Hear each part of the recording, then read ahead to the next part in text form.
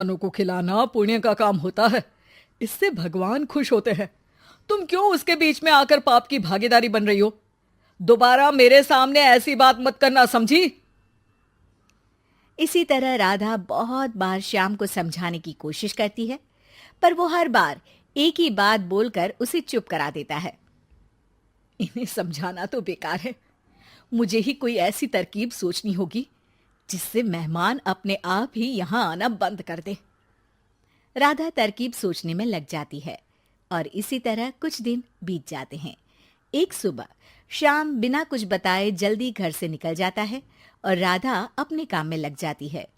कुछ घंटों बाद श्याम अपने एक दोस्त के साथ घर वापस आता है। सुनो राधा, आज दोपहर के लिए 3 मेहमानों का खाना बनाकर रखना और याद रखना उनकी खातिर में कोई कमी ना हो। श्याम की बात पर राधा हैरानी से उसकी तरफ देखने लगती है, लेकिन दोस्त के साथ होने की वजह से कुछ बोल नहीं पाती। घर में तो ठीक तरह से 2 लोगों के खाने लायक तक दाल चावल नहीं है और इन्हें मेहमान बुलाने हैं। बस अपना अपना बोलते हैं, दूसरे की तो कभी सुननी ही नहीं है।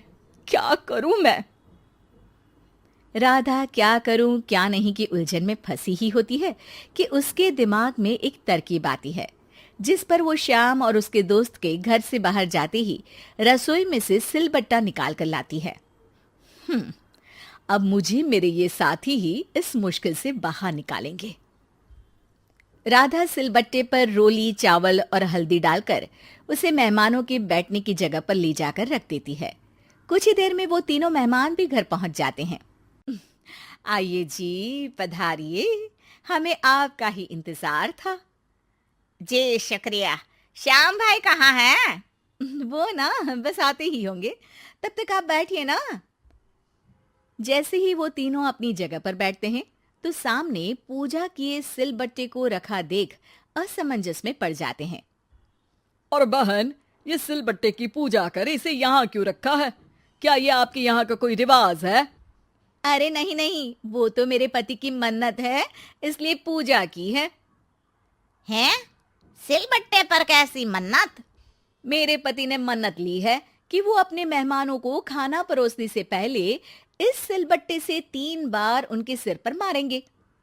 राधा की ये बात सुन तीनों मेहमानों के चेहरों की हवाइयां उड़ जाती है, जिसे देख राधा मन ही मन हंसती हुई उन्हें दिलासा देते हुए कहती है, अरे आप लोग फिक्र मत कीजिए, ज्यादा तेज नहीं मारेंगे, बस 3 बार जरा सी थपकी। और ये सुनते ही तीनों मेहमान डर से कांपते हुए तुरंत अपनी जगह से उठ खड़े होते हैं। अरे अरे, आप सब उठ क्यों गए? मेरे पति बस आते ही होंगे, फिर सब साथ में खाना खाइएगा। अरे जी नहीं, हमें कुछ नहीं खाना।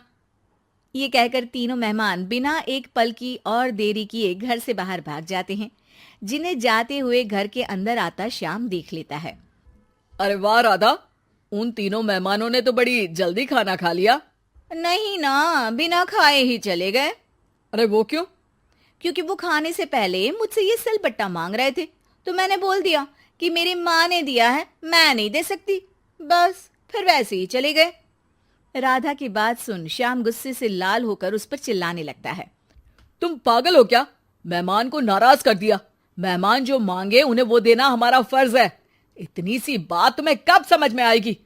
मैं अभी उन्हें ये सिलबट्टा देकर वापस घर में ले आता हूं। तुम खाना तैयार रखना। अब श्याम सिलबट्टा उठाए घर से बाहर निकल जाता है और मेहमानों को ढूंढना शुरू कर देता है, जो उसे पास में ही एक पेड़ के नीचे बैठे दिखते हैं। श्याम उनके पास पहुंचने ही वाला होता है कि वो उसे सिलबट्टे के साथ आता देख दोबारा भागना शुरू कर देते हैं, जिस पर श्याम भी उनके पीछे भागने लगता है। अरे रुको, मैं आप लोगों को ये देना चाहता हूं। अरे आप लोग रुको तो सही। अरे भाई, ये तो हाथ धोकर पीछे पड़ गया है। अरे जुबान कम और पैर तेज चलाओ। वो तीनों पिटाई के डर से और ज्यादा तेज भागने लगते हैं।